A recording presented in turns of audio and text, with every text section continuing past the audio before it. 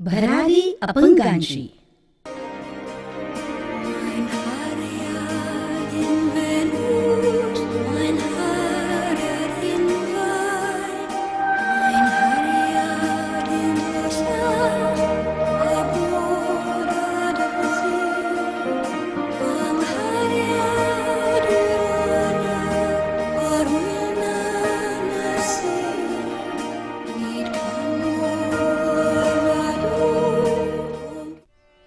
महाराष्ट्र राज्याची राजधानी असलेलं हे मुंबई शहर.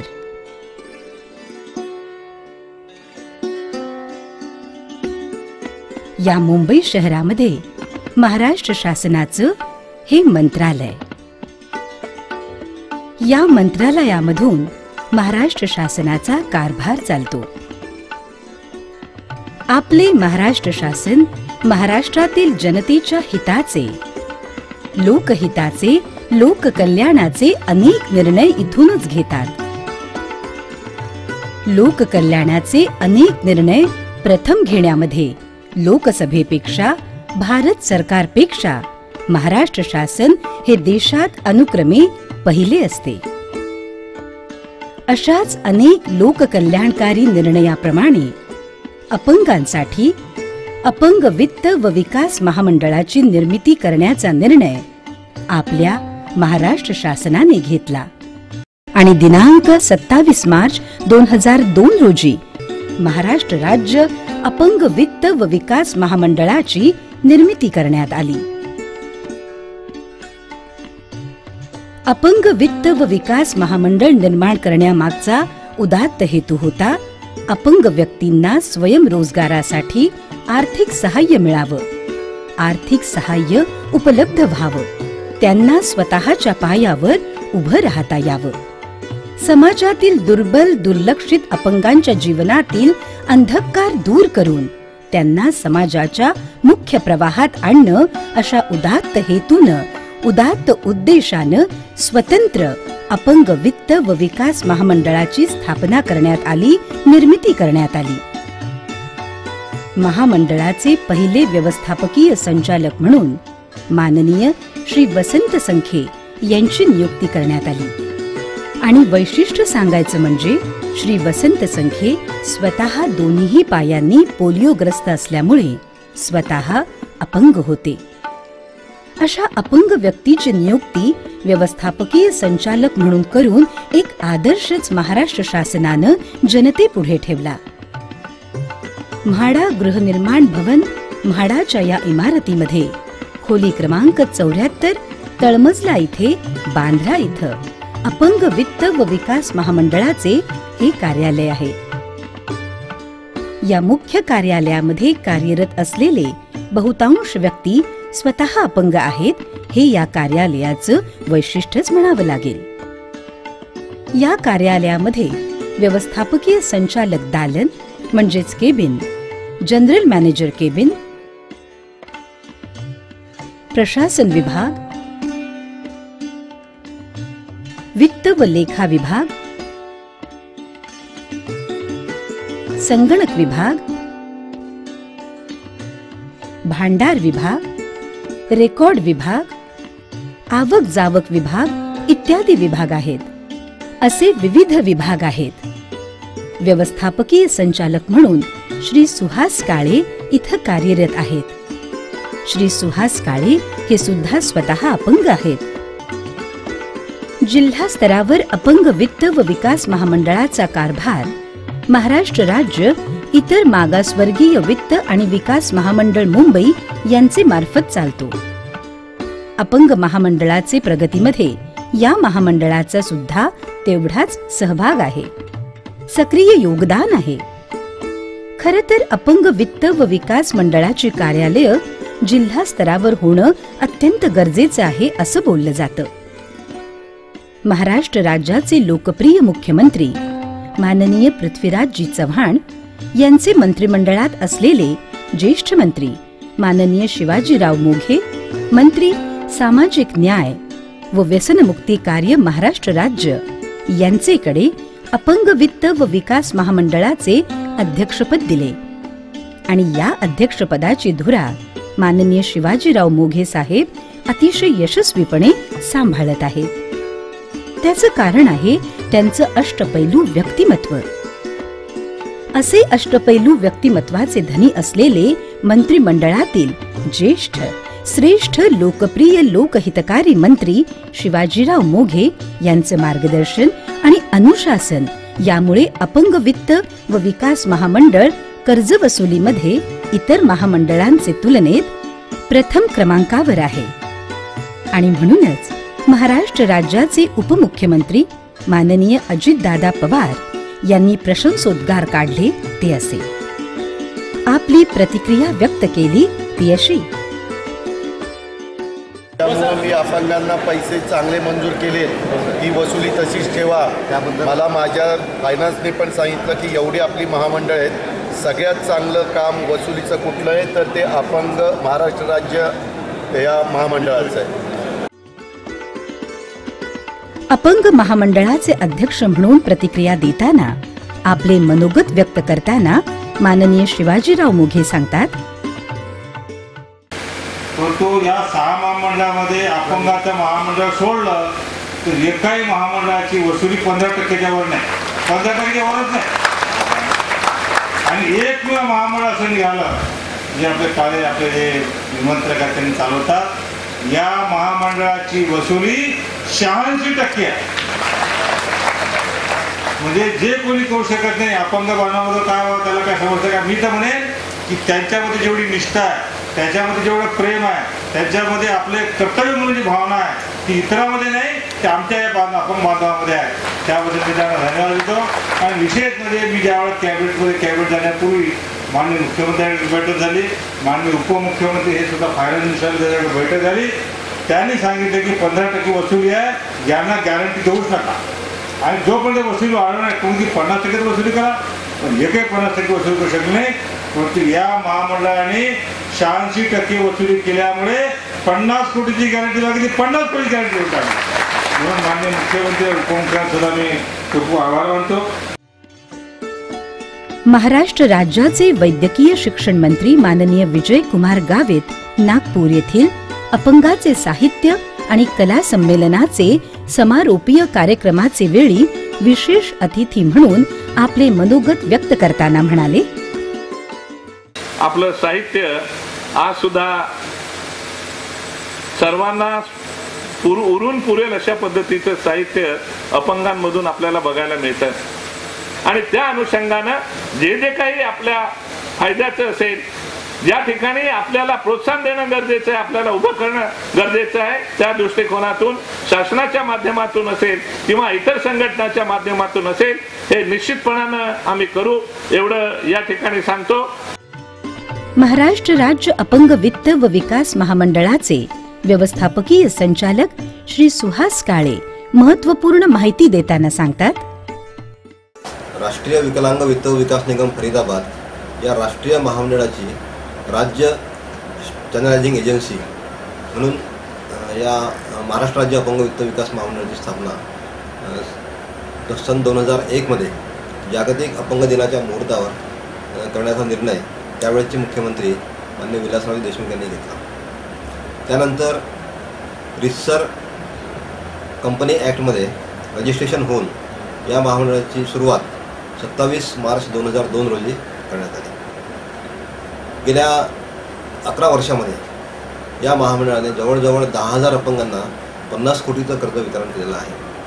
आणि अशा प्रकारे देशात सर्वात जास्त कर्ज वितरण करणारं महामंडळ म्हणून या महामंडळाचा लौकिक आहे. या महामंडळाचं जे अधिकृत भाग भांडवल आहे ते 50 कोटी आहे. त्यापैकी जवळजवळ 30 कोटी 43 लाख रुपये हे या महामंडळात आतापर्यंत पेडअप झालेले आहे. महाराष्ट्रात अपंगांची संख्या 16 लाखपेक्षा जास्त आहे. त्यापैकी जवळजवळ 40% अपंगांना महामंडळाच्या कर्जाची आवश्यकता असते. ही बाब लक्षात घेता जवळजवळ 6 लाख अपंग असे आहेत की ज्यांना महामंडळाच्या योजनांची नितांत आवश्यकता आहे. आणि इतक्या मोठ्या या लोकसंख्येपर्यंत पोहोचण्यासाठी आपल्याला निधीची आवश्यकता असते. म्हणूनच महाराष्ट्र राज्य अपंग वित्त विकास महामंडळाचं जे भाग भांडवल आहे, अधिकृत भाग भांडवल, ते 50 कोटीवरून 300 कोटीपर्यंत वाढवावं करण्याचा निर्णय नुकताच संचालक मंडळाच्या बैठकीत घेण्यात आला आणि आता तसा प्रस्ताव हा शासनाकडे जाईल. याशिवाय राष्ट्रीय महामंडळाकडून आतापर्यंत आपल्याला जवळपास 65 कोटी रुपये मिळाले आहेत आणि 65 कोटीपैकी आपण 50 कोटीचं वितरण केलेलं आहे. यापुढे सुद्धा महामंडळाला राष्ट्रीय महामंडळाकडून निधी मिळावा म्हणून शासन हमीची आवश्यकता असते. आपल्याला 55 कोटीची शासन हमी आतापर्यंत मिळाली होती, ती संपलेली आहे आणि म्हणून यापुढे आपल्याला राष्ट्रीय महामंडळाचं कर्ज मिळण्यासाठी जवळजवळ 90 कोटी रुपयांची हमी मिळावी, शासन हमी मिळावी म्हणून एक प्रस्ताव आपण शासनाकडे दाखल केला आहे. जर ही 90 कोटीची हमी मिळाली तर राष्ट्रीय महामंडळाकडून आपल्याला 90 कोटीपर्यंत निधी यापुढे उपलब्ध होईल आणि त्यामध्ये ज्या अपंगांना आपण आतापर्यंत कर्ज देऊ शकलो नाही त्या सर्वांना कर्ज देणं शक्य होईल. आतापर्यंत महामंडळाकडे जवळजवळ 20,000 ॲप्लिकेशन आलेले आहेत आणि त्यापैकी 10,000 ॲप्लिकेशन्स आपण निकाली काढलेले आहेत. अजूनही 10,000 अपंगांना आपल्याला कर्ज द्यायचं आहे आणि दररोज नवीन अर्ज येत आहे. हा सर्व व्याप पाहता महामंडळाचा जो व्याप आहे तो खूप वाढलेला आहे. त्या प्रमाणात इथे कर्मचाऱ्यांची सुद्धा आवश्यकता आहे. जेव्हा 2002मध्ये महामंडळ स्थापन झालं तेव्हा महामंडळाला 13 कर्मचारी दिले होते, मंजूर होते. आजही 11 वर्षानंतर हा व्याप वाढलेला आहे आणि अशा परिस्थितीतसुद्धा 13 कर्मचारी आज महामंडळाकडे मंजूर आहे. ही कर्मचारी संख्या वाढवावी म्हणून आपण शासनाकडे प्रस्ताव दाखल केलेला आहे. त्यामुळे मुख्यालयातील कर्मचाऱ्यांची संख्या आपण वाढवण्यासाठी प्रस्ताव दाखल केला आहे. त्याचप्रमाणे जिल्हा स्तरावर जे जिल्हा कार्यालय आहेत त्या कार्यालयामध्ये सुद्धा जिल्हा व्यवस्थापक आणि एक सहाय्यक अशा 2 पोस्ट आपण मागितलेल्या आहेत. सध्या आपलं जिल्हा स्तरावरचं कामकाज जे आहे ते OBC महामंडळामार्फत चाललं आहे आणि OBC महामंडळाचं स्वतःचंच काम इतकं मोठं आहे की ते काम सांभाळून ते आपल्या या अपंगांच्या कामाला तेवढा न्याय देऊ शकत नाही. ही वस्तुस्थिती आहे. त्यामुळे कर्ज वसुली असेल किंवा कर्ज वितरण असेल किंवा या सर्व योजनांचा प्रचार आणि प्रसार असेल या सर्व बाबतीमध्ये आपण थोडं मागे पडत आहोत. ह्या सर्व गोष्टी जर व्हायच्या असतील आणि अपंगांना जर चांगली सेवा द्यावायची असेल तर आपल्याला प्रत्येक जिल्हा स्तरावर स्वतःचं स्वतंत्र कार्यालय असणं आवश्यक आहे. त्या कार्यालयामध्ये स्वतःचा कर्मचारी वर्ग असणं आवश्यक आहे.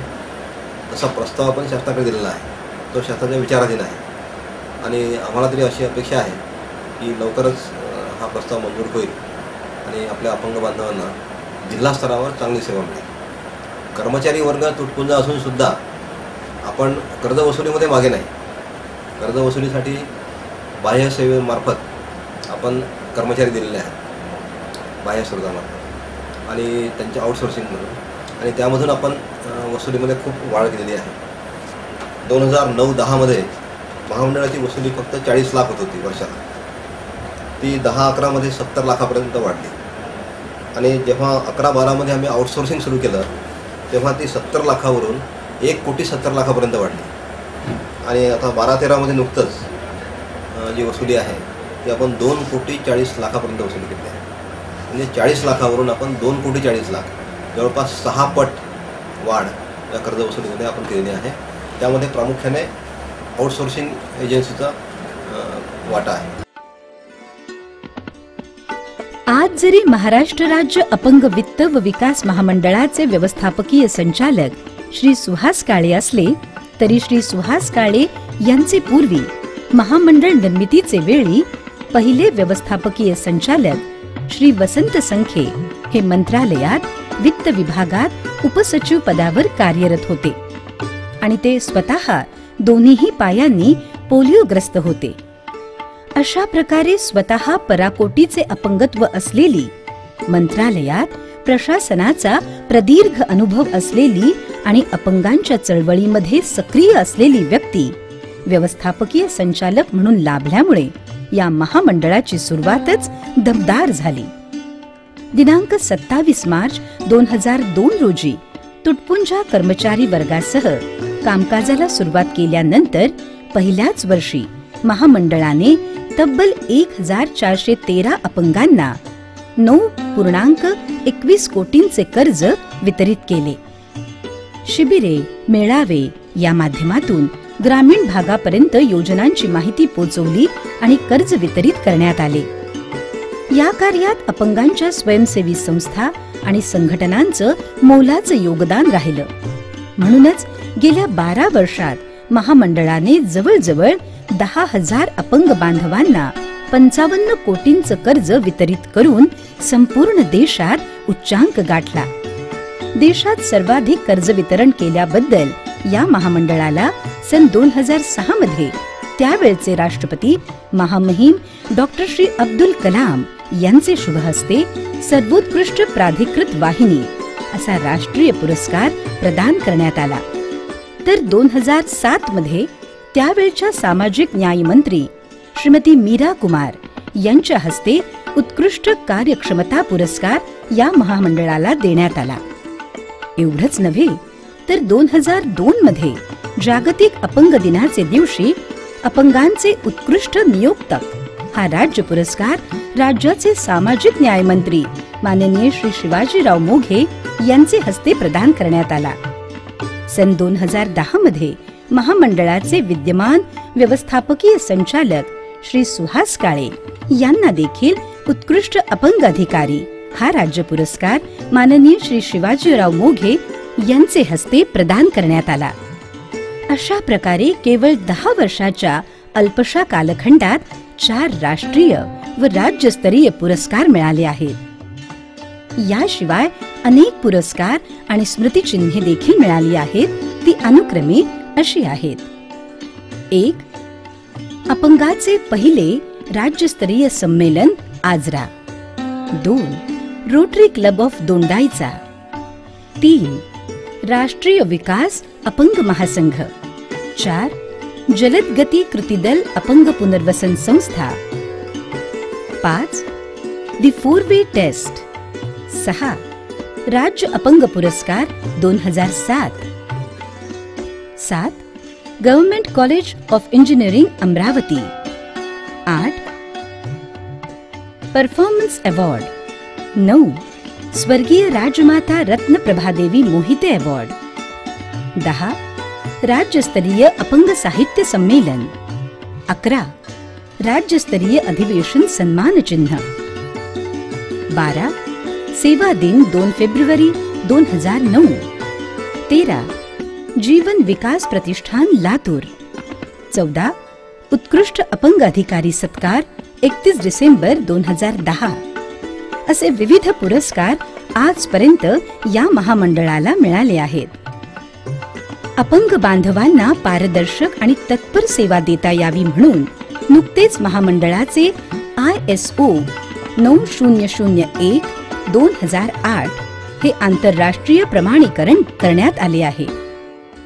तसंच महामंडळाचे संपूर्ण कामकाज ऑनलाईन करण्यासाठी संगणकीकरण प्रगतीपथावर आहे.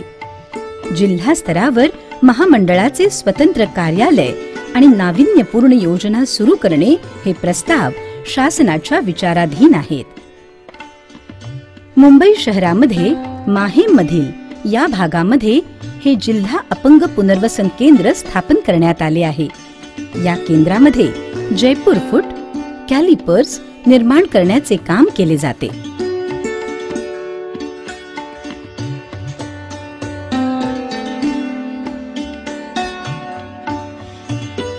मुंबई येथील रेड स्वस्तिक सोसायटी या सामाजिक संस्थेनं अपंग वित्त व विकास महामंडळाला मोबाईल व्हॅन दिली आहे.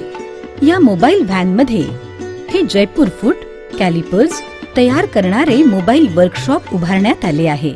या व्हॅनद्वारा ADIP योजनेअंतर्गत जयपूर फूट तयार करून गरजूंना वितरित करण्यात येत आहेत. रेड स्वस्तिक संस्थेनं भेट दिलेल्या या मोबाईल व्हॅनचा उपयोग चालते फिरते वर्कशॉप म्हणून करण्यात येतो. यात बसवण्यात आलेल्या मशीनद्वारा जयपूर फूट तयार करण्यात येतात आणि ग्रामीण भागातील गरजू अपंगांना निःशुल्क वितरित करण्यात येतात. यासाठी केंद्र शासनाच्या अपंग कल्याण विभागातर्फे आर्थिक सहाय्य महामंडळाला ADIP व जिल्हा अपंग पुनर्वसन केंद्र या योजनेअंतर्गत उपलब्ध करून दिलं जातं. महाराष्ट्र राज्य अपंग वित्त व विकास मंडळाचे वतीने पुणे येथे सिम्बायोसिस महाविद्यालयात 10 मार्च 2013 रोजी राज्यस्तरीय अपंग सक्षमीकरण परिषदेचं आयोजन करण्यात आलं होतं। या परिषदेला विशेष अतिथी म्हणून भारत सरकारचे मुख्य अपंग कल्याण आयुक्त श्रीमान प्रसन्न कुमार पिंचा हे प्रामुख्याने उपस्थित होते। यापूर्वी सुद्धा दिनांक 24 डिसेंबर 2010 रोजी मुंबई इथं NHFDC राष्ट्रीय विकलांग वित्त व विकास निगम फरीदाबाद यांचे सहकार्याने राष्ट्रीय परिषदेचे आयोजन करण्यात आले होते। अशा तऱ्हेनं महामंडळ वेळोवेळी सेमिनार, परिषद, चर्चा, मेळाव्याचं आयोजन करून अपंग वित्त व विकास महामंडळाचा प्रचार आणि प्रसार करत असते। यासाठी महामंडळ माहिती पत्रके छापून वितरित करीत असतात। सदर माहिती पत्रकांमध्ये योजनांची माहिती, लाभार्थींची माहिती, कर्ज मंजुरीची माहिती दिलेली असते। महाराष्ट्र राज्य अपंग वित्त व विकास महामंडळाने स्वतःची वेबसाईट तयार केली असून web.www.mslfdc.com ही वेबसाईट आहे। या वेबसाईटचे विमोचनही नुकतेच झाले आहे। महामंडळाचे व्यवस्थापकीय संचालक श्री सुहास काळे, अधिकारी आणि कर्मचारी यांची माहेवारी सभा घेऊन मीटिंग घेऊन कर्ज वाटप आणि वसुलीचा आढावा घेतात। अपंग महामंडळाचे अंतर्गत काम करणाऱ्या महाराष्ट्रातील जिल्हा कार्यालय, तालुका कार्यालयामधील उत्कृष्ट वसुली करणाऱ्या, वसुलीचा उच्चांक गाठणाऱ्या विभागांचा कर्मचाऱ्यांचा सत्कार सन्मान केला जातो। त्यांना सत्कार सन्मान करून प्रोत्साहन दिलं जातं। वसुलीचा उच्चांक गाठून अग्रभागी राहणाऱ्या अपंग महामंडळाला सुद्धा महाराष्ट्र शासनाकडून पुरस्कृत केलं जातं। महाराष्ट्र राज्य अपंग वित्त व विकास महामंडळाने स्थापनेपासून आजपर्यंत केलेल्या कामाचा लेखाजोखा, कर्ज वाटप, कर्ज वसुली इत्यादीचा आलेख पाहूया। सदर आलेख पाहून अपंग वित्त व विकास महामंडळाने प्रगतीचं यशोशिखर गाठलं असंच म्हणावं लागेल। असे दृश्य आज असले तरी महाराष्ट्रातील अपंगांना समाजाचा उत्पादक घटक बनवणे आहे। महाराष्ट्रातील लोकसंख्येच्या 5% एवढ्या मोठ्या प्रमाणात लोकसंख्या असलेल्या अपंग समाजाकडे दुर्लक्ष करून चालणार नाही। अपंगांना समाजाचा उत्पादक घटक म्हणून समोर आणणे अतिशय आवश्यक आहे। हेच काम महामंडळाला अग्रक्रमाने करावे लागणार आहे। यासाठी हवा आहे तो भरपूर निधी। प्रत्येक अपंग व्यक्तीमध्ये कोणता तरी आगळा वेगळा गुण असतो। उपजीविकेसाठी आवश्यक असलेली कला असते। ती कला, तो गुण ओळखून त्याच्या क्रियाशीलतेला वाव देणे, प्रोत्साहन देणे, आर्थिक पाठबळ देणे अतिशय गरजेचे आहे। यासाठी समाज आणि सरकारने अपंग वित्त व विकास महामंडळाला सढळ हाताने आर्थिक पाठबळ देणे गरजेचे आहे। अपंग वित्त व विकास महामंडळ आपल्या कार्यामुळे हिमालयाचं एव्हरेस्ट पार करेलच असा विश्वास व्यक्त करूया। महाराष्ट्र राज्य अपंग वित्त व विकास महामंडळ हे केवळ अपंगांना वित्त पुरवठा, कर्ज पुरवठा करून केवळ त्याची वसुली करून थांबत नाही, तर अपंगांच्या अंगी असलेल्या कला गुणांना प्रोत्साहन देण्यासाठी साहित्यिक, सांस्कृतिक कार्यक्रमांचेही वेळोवेळी आयोजन करून कलावंतांना प्रोत्साहन देतं। उदाहरणच द्यायचं झालं तर ऑक्टोबर 2013 दिनांक 19 आणि 20 रोजी नागपूर इथं अपंगांचे साहित्य व कला संमेलन नुकतंच संपन्न झालं। ते असं